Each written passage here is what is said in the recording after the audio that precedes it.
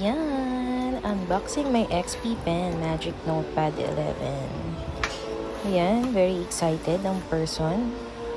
Binuksan ko na nga dito yung Magic Notepad ko. Digpit muna tayo konti. Medyo OC si ate mo. And then, may batang nakikiosyoso sa gilid. Ayan. So, here's my notepad. So, ayan na nga. Ang hirap, nito. Ang hirap buksan nung, ang tawag dito, yung plastic dyan sa gilid. Akala ko mabilis lang siya ngayon, nung scissor. Pero ayaw kong magat. Ayan na nga. Finally. Ay, wala pa pala.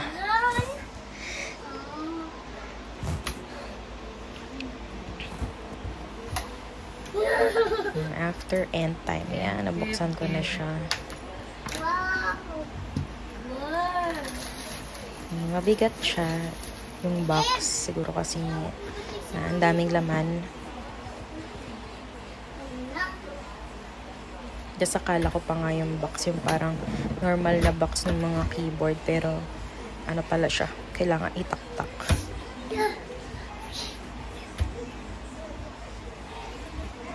Medyo mahigpit. So, tak. Yan. So, yun yung tablet. Ano naman siya, magaan naman siya. Very lightweight lang. Yan. Tapos, hindi siya ganun kalaki, para lang malaki lang sa regular.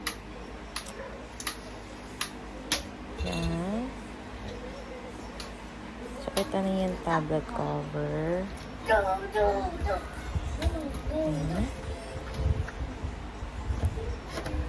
Then, ito naman yung box ng mga nibs.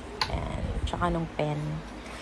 Tapos nun, meron 4 na nibs to. Tapos, merong isang free na pangkuha. Yung pang-pull out ng nibs natin. Ayan. And then, of course, yung pen. So, yung pen, hindi siya ganun kasing manipis. So, parang saktong-sakto lang siya pang nasulat. Hindi awkward na katulad nung ibang pen na manipis nga. Yan, parang regular ball pen. Kasi hindi nakakailang magsulat dun sa tablet. Yan. So, yan. Tabi na muna natin. Plastic yan.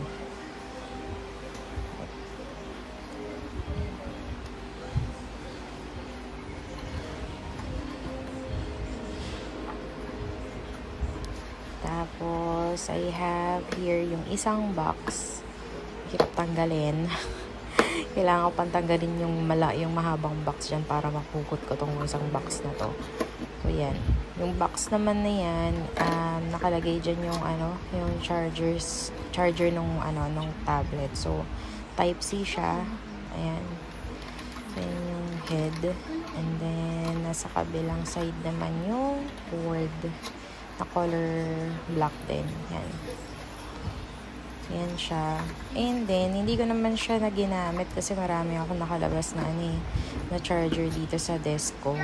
So, yun na lang din yung ginamit ko for my tablet. Chinek ko rin yung iba dyan. Baka mamaya may laman pa. Pero, wala naman na. Akala ko may mga freebies pa yan. So, there you go. And then, balik muna natin ang everything.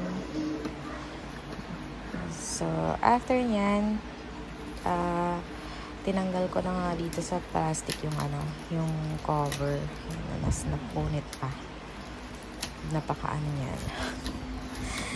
Napaka-delicate tong plastic, char. So, yan. So, yan yung cover.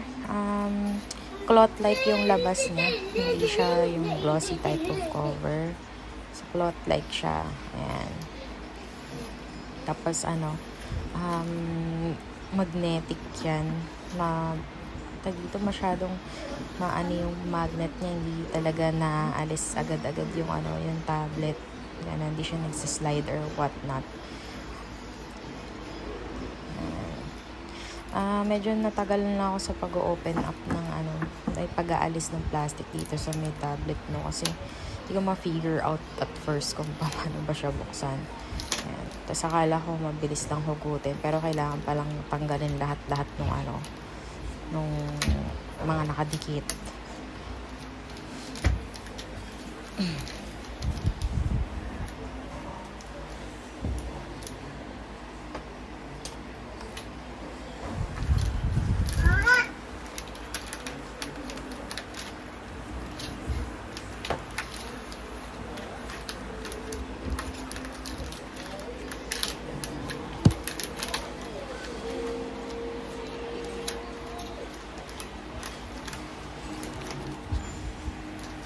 Ayan.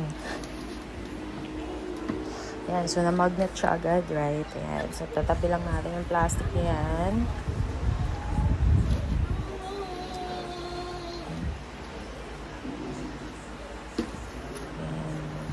Voila! Yan na yung ating Magic Notepad 11. So, dikit ko lang din yun yung pen na very magnetized din siya. Hindi rin siya agad-agad nalalaglag.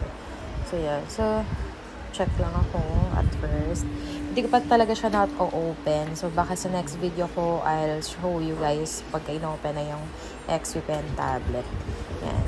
And, yan. For now, unboxing lang muna. Then, watch the second part of my video. Thank you so much, guys.